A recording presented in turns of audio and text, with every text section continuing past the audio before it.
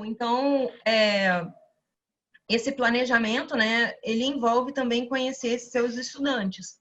E uma ferramenta que foi muito utilizada pelos professores e que deu um bom retorno para os professores ao longo desse período de ensino remoto foi a avaliação diagnóstica. Não só para saber e conhecer os alunos em questões de conhecimento, né, e às vezes até de habilidade, mas também saber de uma forma mais de microcosmo que dispositivos, que ferramentas eles tinham ali disponíveis e saberiam utilizar. Outros foram mais além, até perguntaram sobre coisas a respeito de interesses assim, de, sei lá, gosta de história em quadrinhos ou prefere literatura? Porque o professor ia utilizar metáforas, né, desses dois grupos durante a aula. E imagina, ele escolheu HQ e o grupo queria muito literatura. Então, isso pode ser um fiasco, né? Então, é legal você conhecer os seus alunos também para fazer propostas em que aproxime deles, de gostos deles e dos seus, né? Que sejam coisas colaborativas, né? Nesse sentido. Outra coisa também é avaliar nessa avaliação diagnóstica as expectativas deles em relação à disciplina. Isso é bacana também para vocês já anteverem alguns possíveis gargalos, né, que vocês tenham na disciplina e ter tempo de contornar isso. Eu sei que o tempo é curto, mas a gente, pelo menos nessa semana que vocês vão começar, eu sugeriria fazer uma avaliação diagnóstica. E para isso, vocês têm várias ferramentas de questionário. Eu tenho uma lista extensa, enorme, e assim, das que eu mais gosto de utilizar é a Google Forms, mas isso é muito pessoal, tá, gente? Porque o Google Forms é intuitivo, ele tem muitas possibilidades de utilização, mas tem umas ferramentas mais dinâmicas que o Google Forms, que é tipo o Typeform. Só que ele é dinâmico, mas ele não tem tantas opções como o Google Forms tem. E aí a gente precisa avaliar outras questões também, né? Se precisa fazer cadastro, se não precisa. O Google Forms não precisa, mas seria bom que os alunos fizessem para você saber o perfil de cada um dos alunos, né?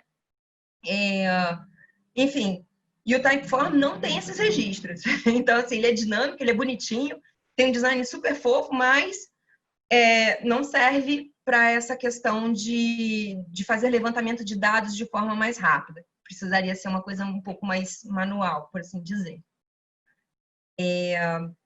Aí tá. Depois que você fez isso, vamos juntar outras informações muito importantes. As diretrizes, que é esse documento que a UFRJ produziu, ali tem direcionamentos bastante contundentes e importantes que precisam ter, né, conhecimento, todos os professores. E, às vezes, o curso já está organizado, já tem um amadurecimento grande em relação ao uso de tecnologias dentro do meio acadêmico, em que eles têm as diretrizes também do curso nessa situação. É errado, tá, gente? Mas existe. Então, assim, ou então ser um movimento para começar a desenhar questões, né, de planejamento para esses momentos de emergência. É legal juntar os canais de comunicação, é importante que o curso determine de alguma forma que canais de comunicação vão estar ali abertos para o aluno, se serão vários ou se será um só, se vai ser pelo WhatsApp, se vai ser pelo e-mail, destacar que vai utilizar na plataforma. Eu acompanho o pessoal da UF, eu vi que eles estavam divulgando no Facebook mesmo, falando, olha, alunos, vocês têm que logar com o Gmail institucional, é o da UFRJ, não é o pessoal, porque senão não vai conseguir entrar. Porque o G Suite da acadêmico, né, que é da UFRJ, ele não vai permitir entrar alunos com o seu e-mail pessoal. Então, foi uma forma de comunicação que eles tiveram de divulgar e diminuir os problemas de entrada dos alunos nas salas de aula. Um outro ponto é que usar o Google Classroom no G Suite é melhor do que usar o individual, por questão de segurança, por questão de organização dessas disciplinas todas dentro de um único local e não de Tina, contas completamente diferentes. Tina, Ok. quer dizer, você está falando no mosaico ou você já está compartilhando? Porque não está aparecendo, pelo menos para mim. Opa, não tá aparecendo? Não, bom, aí o resto do Desculpa. pessoal não sei, mas... O share screen tava... Ah, agora sim. Agora tá? Desculpa, Agora tá. gente. Para mim tava como se tivesse compartilhado. Vou diminuir aqui. Então, assim, existem essas diferenças do Google Classroom, para além de outras situações da conta privada para conta institucional, né, que é o G Suite. O espaço do Drive, se vocês utilizarem a conta de vocês institucional, é ilimitado. Pelo G Suite, vocês têm só 15 GB. Isso vale para Gmail, isso vale para fotos também. Tem cursos que precisam de muita fotografia, de peças que estão sendo produzidas e tal. Então, isso dá uma maior liberdade para o professor receber esses dados, né? Outra ferramenta que é melhor quando você está dentro do Classroom, né, institucional é você usar o Google Sites, que você pode construir sites de forma rápida. Eu até construí um rapidinho também para vocês, ó, vou até mostrar aqui. Isso aqui é um formato padrão do Google Sites. Quando você está na conta pessoal, que é o meu caso, eu só tenho acesso a 100 mega. A 100 megabytes, isso mesmo. Quando você está na conta do Classroom, você tem 100 GB. Então, é bem maior a quantidade. Então, aqui eu fiz para vocês, eu coloquei o guia da UFRJ, coloquei as vantagens do Google Classroom, fiz o arquivo de etiqueta, que daqui a pouco eu vou apresentar. Com todos os documentos aqui para vocês num site, eu simplesmente arrastei as coisas e coloquei dentro de um modelo já pronto, tá? Deixa eu voltar para cá. Vocês estão vendo de novo a tela do PowerPoint? Estamos sim. Bom, eu estou, pelo menos. Tá. Então, assim, essas são algumas vantagens de utilizar o Google institucional. Fora que as questões de segurança são mais rígidas no Google institucional do que no pessoal. Você pode colocar, se vocês são professores do CAP, o FRJ, podem colocar os responsáveis acompanhando o desenvolvimento das aulas, e aí isso facilita, né, o acompanhamento de responsáveis. Tem um suporte 24/7, mas eu confesso para vocês que eu nunca utilizei. Esse suporte é por telefone e por e-mail. E tem também a questão da gravação do Google Meet, né? Se você fica com ele disponível por 30 dias, mas não vai poder fazer download da webconferência que você fez ou da aula que você produziu. Então, sempre que você for imaginar mais recursos, opte por utilizar o G Suite, o Google Classroom, dentro da UFRJ e não o pessoal, tá? Estou falando em questão de vantagem, tá, gente? Mas isso também pode ser uma questão de diretriz do curso que falou, não, cada um vai pela sua conta pessoal. Então, não estou desdizendo ninguém. Só estou dizendo em questão de recurso, tecnologicamente falando, é mais vantajoso utilizar por dentro da universidade. Mas exige isso, pedir que os alunos todos utilizem o e-mail institucional e não o e-mail pessoal. E da mesma forma, os professores também. Qual é a vantagem de você ter, né, uma plataforma unificada? Você tem um local de encontro e evita aquela chamada, né, que eu mostrei lá na frente, que o cara está perdido, não sabe onde é que baixa o material. Então, você tem um local de encontro que é a plataforma educacional. Existem trocentas plataformas, o YouTube é uma plataforma de vídeo, mas não é necessariamente uma plataforma com os recursos educacionais. Ela pode ser utilizada para fins educacionais, né? Então, é legal você ter esse ponto de encontro. e ter uma rotina, né? Que horários você vai estar disponível para responder os alunos? Com quanto tempo você vai responder esses alunos? Porque é importante, alguns professores que disponibilizaram o WhatsApp, o professor não respondia logo de imediato, o aluno começava a ficar ansioso. É normal, né? Porque você está acostumado a ter uma ferramenta de mensagem instantânea e ter essa comunicação de resposta instantânea. Então, a partir do momento que você põe esse limite, você também se salvaguarda, né? De que você vai ter um momento de responder e dar feedback para os alunos, os e-mails ou o WhatsApp, seja qual for o meio de comunicação. E até mesmo quando vão ser as aulas, né? Que horário vai ser, vai ter uma interação colaborativa, não vai ter, vai valer ponto, foi acordado com os alunos que ia valer ponto, isso, não ia. Então, é sempre importante ter essa organização prévia e acordar com os alunos. Aí aqui eu fiz esses documentos de regras, né? O Netiqueta, acordos, direitos de imagem. O Netiqueta eu produzi, é um documento rascunho, é para vocês realmente copiarem e melhorarem da forma que vocês acharem mais adequada. Eu utilizei isso muito nos cursos que eu construí de pós-graduação no Senai, e foi bom. Eu fiz uma versão diferente da que eu fiz lá, porque já mudaram as situações, mas eu acho que é bacana aplicar. Às vezes as pessoas perdem um pouco o limite, né, de como interagir. Os acordos, né, isso vem dos documentos que a própria ADUFRJ disponibilizou. Então, eu fiz o link aqui, né, de direitos de imagem para pedir a solicitação dos alunos antes, acordar que não vai ficar distribuindo esse vídeo nas redes sociais e tudo mais, porque é uma coisa da instituição e própria do professor, tá? É legal, né, ter um grupo de aplicativos e programas, ou papelaria, ou kit de aprendizagem já estabelecido antes de começar. Eu soube pelo Felipe que teve um grupo da física que fez o Arduino, né, que levou para os alunos, fez esse kit de aprendizagem. É sempre legal lembrar que os kits de aprendizagem não podem oferecer perigo para as pessoas da casa, nem para quem está construindo. Então, sempre ter esse ponto de atenção, né?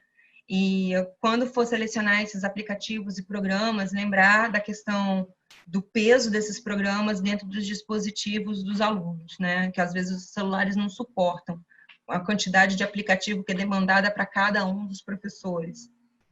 É legal ter o formato de modelos de entrega, se são relatórios, se são ensaios, se são apresentações. Isso é interessante dar para eles, diminui, principalmente para aqueles que estão entrando agora na faculdade, né? Eles ficam ainda meio perdidos nessa transição entre o ensino médio e a faculdade. Então, é bom ter esses documentos orientadores.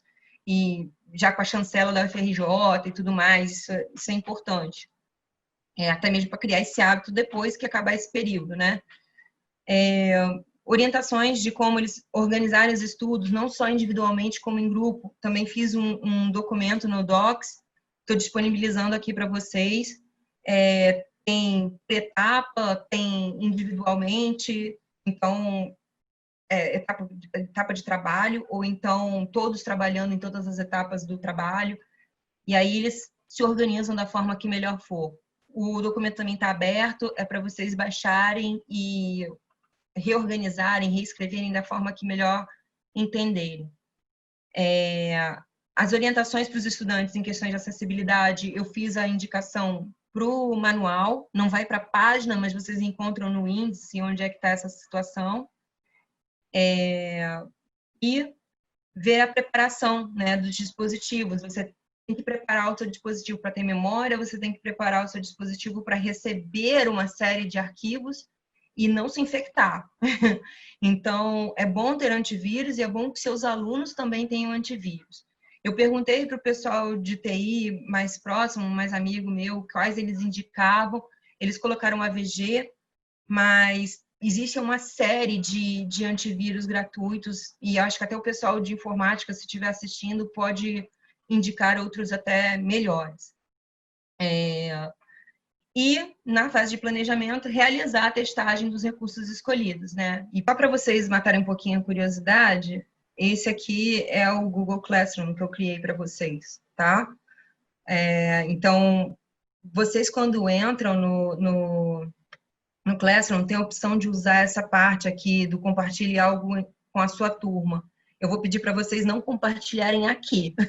Compartilhem tudo que vocês quiserem mais, mas venham aqui na atividades e entrem nos fóruns, porque aí a gente consegue até atender melhor e reunir melhor as dúvidas, tá? E se fugiu algum tipo de dúvida, não tem problema, me manda por fora, eu crio um fórum novo e... Opa! Como a gente se inscreve. No final, vocês vão receber o link. E aí vocês vão poder se inscrever, vão pedir a autorização e eu vou liberar, tá?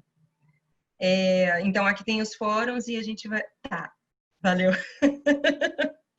Adorei a forma de comunicação. Então, e aqui em cima, eu coloquei sugestões de recursos. Então, aqui é um espaço para trocarmos recursos livres. Aí eu criei uma biblioteca para vocês no Padlet. Então, vocês podem entrar e sugerir. Eu criei as categorias. E aqui em cima está o site, que eu vou atualizando de apoio, que foi aquele que eu mostrei da PLE. Então, tá tudo aqui. Todos os recursos que forem entrando, a gente vai acomodando dentro dessa estrutura, tá? Deixa eu voltar aqui para a apresentação. Então, vamos para frente. Então, a questão toda agora do planejamento é porque uma coisa é você planejar o material para o ensino presencial, né? Outra coisa é você começar a estruturar a sua disciplina para o momento remoto. E aí que vem toda a dificuldade. Então, partindo do pressuposto que vocês fizeram aquela autoavaliação, vocês já pré-selecionaram alguns recursos que vocês têm mais facilidade de trabalhar, né? E que já conhecem, e aí agora você tem que pensar como é que essa prática pedagógica vai ser realizada dentro dessas estruturas. Eu entendo que no primeiro momento, as primeiras ferramentas que as pessoas vão utilizar são essas de edição mais comuns, como o Word, como o PowerPoint, e não há demérito nenhum em usar esses materiais, né? Eu acho que, mais uma vez, o engajamento acontece muito mais pela comunicação que você estabelece através desses recursos do que efetivamente pelo efeito pirotécnico que ele tem, tá? Então, assim, é importante pensar nos objetivos que vocês têm, né, e as competências que vocês pretendem trabalhar com esses alunos, qual a prática pedagógica e, no meio disso, a tecnologia. Esse Canvas aqui que eu estou sugerindo são de professoras que deixaram disponíveis na internet gratuitamente. Eles chamam do método PERA, porque é de Peraí também, né? Planejamento de experiências remotas de aprendizagem. E é legal porque toda vez que você visualiza esse quadro, você visualiza qual é o seu público, quais são as dificuldades desse público, o que você quer, né, de intencionalidade dessa aula ou dessa disciplina. Você pode fazer por unidades menores ou pelo todo. Quais as tecnologias que você elencou, e aí quais as que você pretende utilizar para as aulas X, Y, Z, e aí associar as práticas pedagógicas. O PowerPoint você consegue utilizar para tudo. Só que as atividades colaborativas vão exigir mais e vão exigir que os alunos tenham esse PowerPoint com eles. Então, é complicado. Para você fazer isso, você tem que entender que todo mundo tem PowerPoint, e não o BR ou o BR Office ou alguma coisa do tipo. As tecnologias têm que se comunicar, né? Então, é um processo também de avaliação de como você vai pedir essas entregas e a colaboração desses alunos durante esse processo. Para mim, isso é muito óbvio. Eu sei que para vocês vai ser muito complicado. Estou me colocando à disposição para ajudar vocês a montarem esse Canvas, se vocês quiserem. A gente faz com uma aula e depois vocês aplicam para uma outra aula. mas eu acho que é muito de pensar nessas perguntas anteriores que a gente fez no início da apresentação, tá? E depois perguntar também no diagnóstico para os alunos o que eles têm disponível ou não. E esse planejamento é importante porque se você for aprender uma tecnologia enquanto você está dando as aulas, isso vai tomar um tempo. E se seus alunos também vão ter que aprender essa tecnologia, isso vai tomar mais outro tempo da sua aula. Então, por isso esse destaque aqui, eu estou reforçando isso, já tinha falado antes, é aqui onde começa toda a gestão do seu tempo. E é aqui que você começa com essa escolha dessa tecnologia que vai trabalhar a seu favor e não contra, tá? Aí, assim, além das tecnologias, a gente tem as fontes, né? Muitos professores partiram da produção do zero, outros ainda procuraram professores que já colaboraram e reutilizaram materiais, outros utilizaram acervos de outras instituições, né, que tinham tradução do inglês para o português. Mas também há uma possibilidade de produzir material de forma diferente, né? E isso pode ser acordado com alunos. Há possibilidades de disciplinas inteiras serem produzidas com produções intermediárias dos alunos. Por exemplo, eu fiz uma disciplina na própria UFRJ em que a gente estudou virologia, a epidemia de febre amarela no Brasil. E aí a gente foi fazer pesquisa na Biblioteca Nacional, na Ilha das Flores, em vários lugares. Lógico que na época a gente podia ir pessoalmente, foi no museu, inclusive, mas atualmente vários museus estão com seus acervos liberados, então vocês podem construir materiais que no final gerem uma publicação, não só para os alunos, mas também para você como um professor organizador daquela publicação. E eu acho que esse tipo de projeto traz muito para os alunos na compreensão de como realizar pesquisa e na independência de realizar pesquisa, e traz muito também para você de receber outros inputs de fontes de informação que esses alunos estão tendo, né? É lógico que você vai ficar ali como um orientador, né? E vai estimular a eles a progredir nesse processo de produção. Então, vocês têm formas diferentes de distribuir informação, não só dependendo de você, né? Você pode compartilhar isso.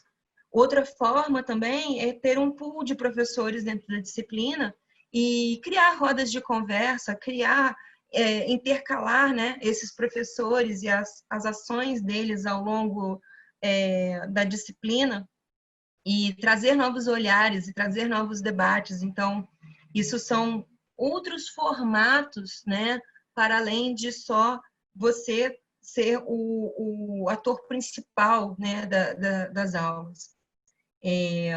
Bom, aqui tem só detalhes para vocês pensarem, mas não vou entrar nisso aqui não. Além disso, tem as fontes de curadoria, né? E aí é importante pensar na seleção, na qualidade do que está oferecendo para os alunos, no tempo que ele vai ter, né? Uma coisa é ler Foucault, outra coisa é ler uma reportagem sobre o Foucault. São graus de dificuldade de interpretação, de leitura completamente diferentes, né? A facilidade de acesso, de baixar esse material, né? Porque o livro do Foucault vai ter muito mais peso em bytes do que uma reportagem. Então, pesar também quais tipos de recursos você vai estar oferecendo ali para os alunos. Aqui tem os links, né, com esses acervos e com esses recursos educacionais abertos, e até propostas de como fazer trilhas, né? E tem um material do pessoal da PUC do Rio de Janeiro, que é o Pimentel Carvalho, que eles explicam como fazer essas trilhas, né?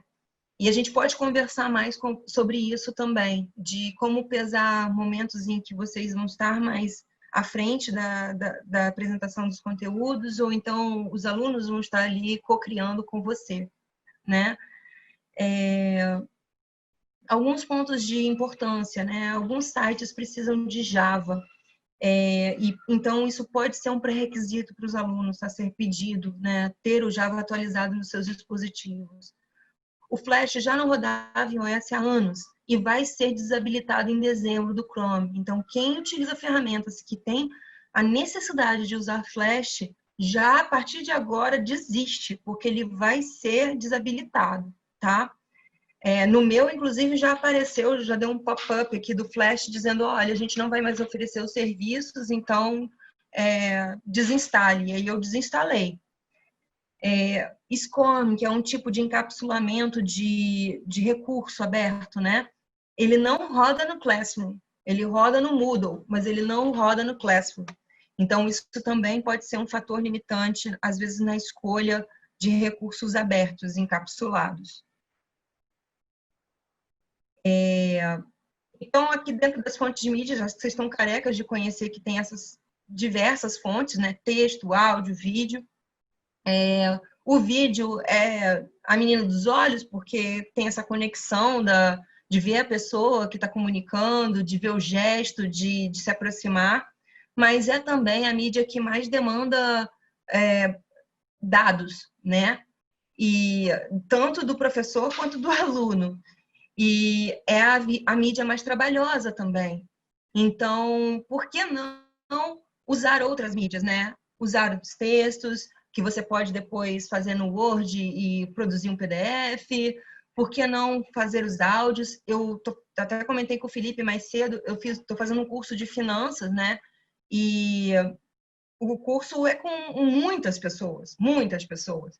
E eu estou achando que o professor está ali com um avatar, mas não. O professor me respondeu por e-mail, por um áudio. Eu falei, gente, eu estou me sentindo tão especial, porque o feedback dele foi personalizado. Eu fiz uma lista de dúvidas para ele e ele respondeu todas as minhas dúvidas em um áudio de 2 minutos. Então, às vezes, até mesmo para o professor, é mais rápido fazer um áudio do que escrever para o aluno uma quantidade de informação ali no e-mail. Ele pode ser mandado também uma resposta por áudio, né?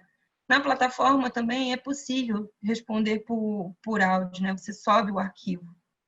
E esse documento ele fez no próprio celular, tá? Não fez nenhum recurso top, nem nada, não.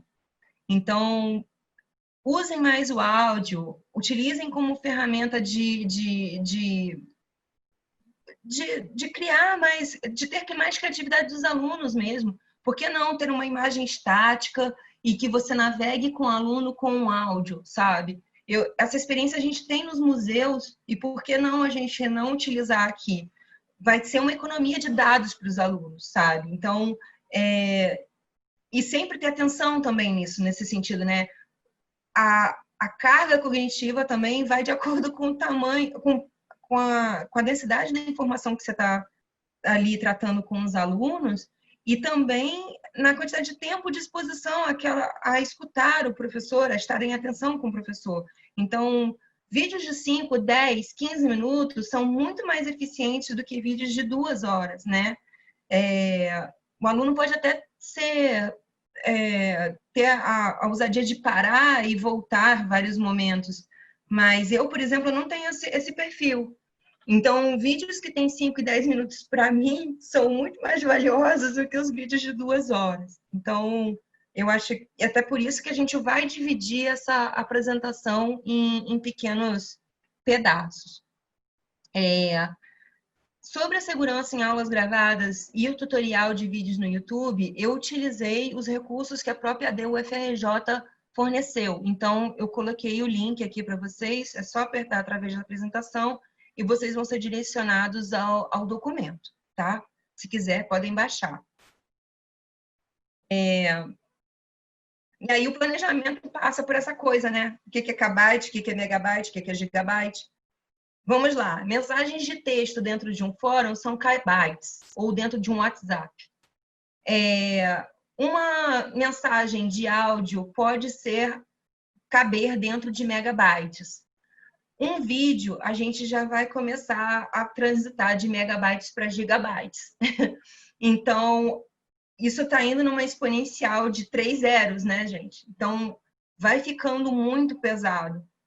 É importante diversificar essas fontes e é importante que essas fontes sejam também abrangentes para todos os alunos, né? Não pode ser só áudio o tempo todo, não pode ser só vídeo o tempo todo também. E outra coisa importante de se lembrar, quando a gente está em rede social, qualquer clique que a gente dá consome dado, tá? Seja para ver uma imagem, seja para ver um vídeo, seja para curtir ou para publicar. Porque tem alguns professores que optaram por utilizar o Facebook como sala de aula e tal. Então, é importante também ter isso em mente. Momentos de pausa para pergunta, eu acho que tem alguma interação aqui. Deixa eu parar de compartilhar. Vamos lá. Até quando esperar o feedback, apresentação, componentes da orientações? Alguma dúvida, gente? Eu acho que eu tenho uma pergunta, Tina. Pode falar. Na verdade, quer dizer, eu acho que eu vou, assim como a gente estava conversando mais cedo sobre um tutorial, acho que eu vou pedir para você fazer talvez um videozinho bem curtinho sobre isso. Eu, por exemplo, tenho muito, quer dizer, problema. Eu acabo usando assim mesmo, né? Mas eu faço as minhas apresentações, cato um monte de imagem pela internet e, assim, não quero nem saber, assim, eu tento, mas na real, assim, depois de várias horas já fazendo, tipo, eu tô pegando qualquer imagem que eu acho bonita, coloco, às vezes coloco até o endereço ali de onde eu peguei e tal. Mas, assim, faço a menor ideia se, na verdade, aquela imagem tem algum direito autoral envolvido. A internet está livre. Pois é. Quer dizer, se você puder falar um pouco sobre isso e mas acho que de qualquer maneira, acho que eu vou te pedir para gravar um videozinho sobre isso também. Não, eu acho que merece sim. Não, todas as imagens que estão livres na internet não estão livres de direitos autorais. Geralmente, quando utilizamos quaisquer imagens, estamos infringindo direitos autorais, tá? Eu fiz um levantamento de sites para vocês de imagens livres e tem uma infinidade. Tem desde imagens abstratas a imagens de ilustração, a backgrounds, e isso tem tanto banco de imagens, quanto banco de música, quanto banco de imagem, música e vídeo.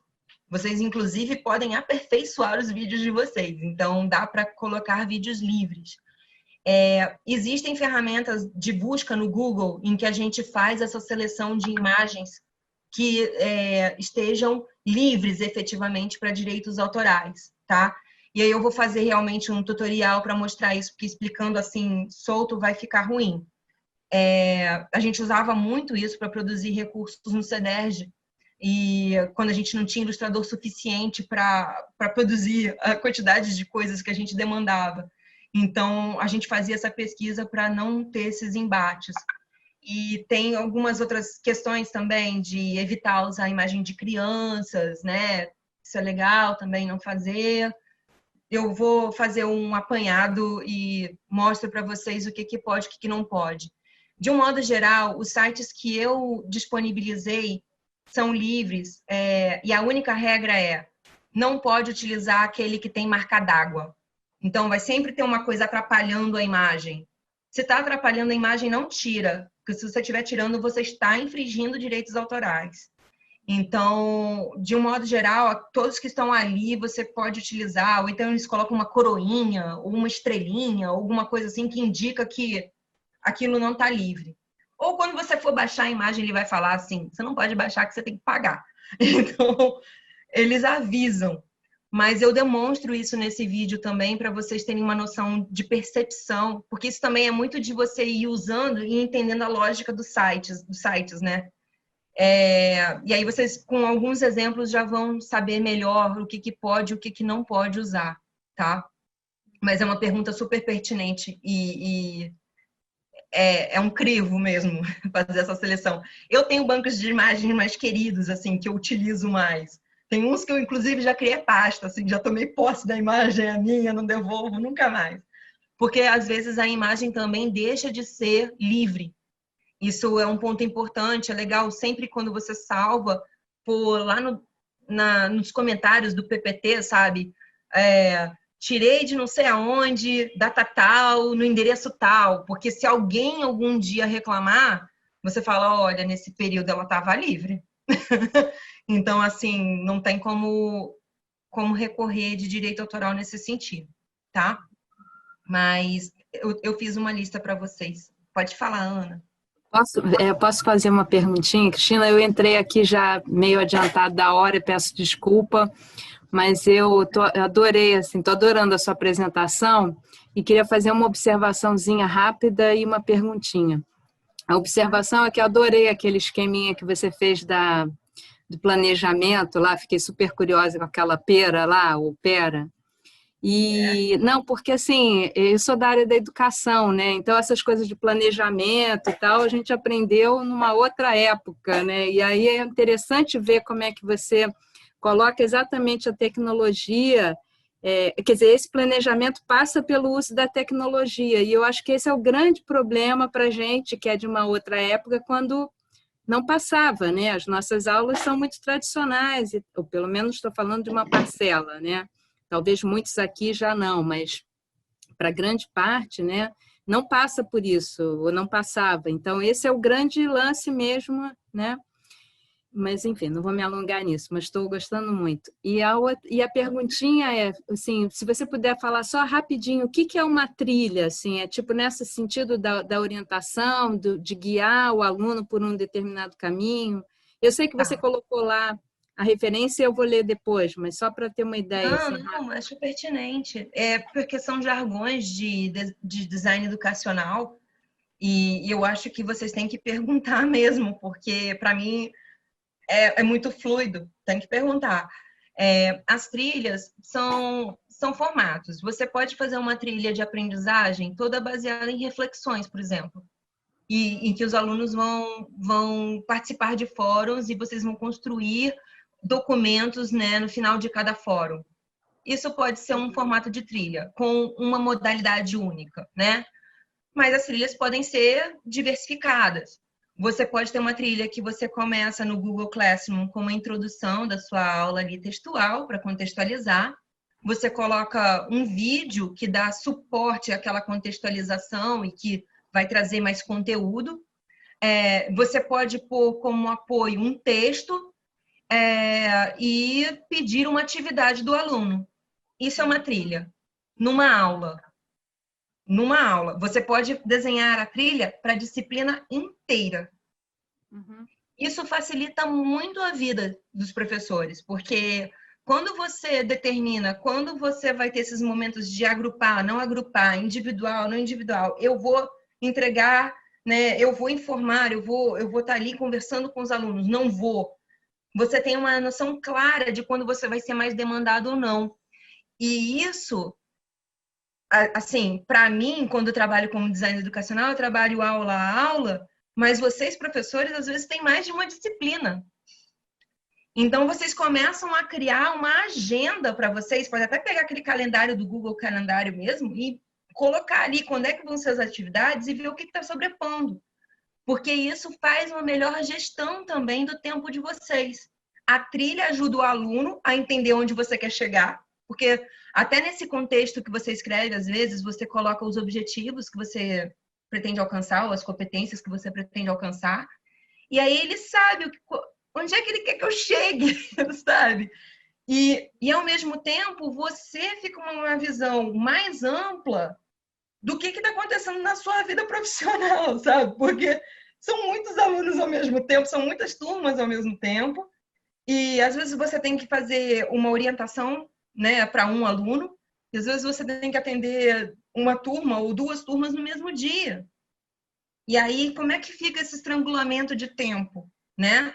É lógico que essas questões de como vão ser as alternâncias, essas regras, assim, muito, muito importante que você acerte isso antes com os alunos, porque eu já tive relatos de professores e que utilizaram outros materiais, que fizeram essa curadoria, fizeram trilhas maravilhosas, mas que os alunos, no final das contas, acharam que ele não estava tendo trabalho. Então, assim, não é assim. Vocês têm trabalho de pesquisar, de refinar, de produzir uma atividade robusta, né, em cima daquilo ali, para eles produzirem conteúdo ali e contribuírem de alguma forma. Então, é legal também deixar claro que se, ok, vocês toparam isso, então o planejamento é esse aqui, né? E se eles não toparem, você tem um plano Bzinho para substituir. Porque eu estou falando isso porque a trilha de aprendizagem, para mim, ao meu ver, é um pulo do gato em relação ao tempo, mas tem essa situação da percepção do aluno achar que a gente não está tendo trabalho, quando dá trabalho para caramba. Selecionar, entrar em cada um dos sites, ver o que é livre, o que não é, o que pode ser baixado, o que não pode, se aquilo que está sendo falado é besteira, se não é. Ah, então é besteira, eu vou usar esse material de besteira para a gente ver, refletir sobre aquilo ali e gerar um conteúdo melhor em cima, né, que tragam outras contribuições para o público. Então, tem que trazer essa sensibilização e tem que ser comunicado isso aos alunos, porque às vezes eles não têm essa percepção. A gente pensa que é claro, mas é claro para a gente e não é claro para eles. Sempre imaginar que não está sendo claro para o aluno. Sempre.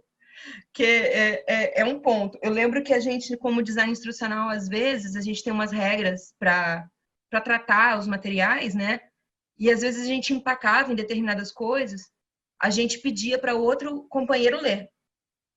Porque não estava com certeza que aquilo que a gente tinha redimensionado era suficiente. E às vezes o companheiro fala, não está claro. Você quer dizer isso, mas isso não está claro.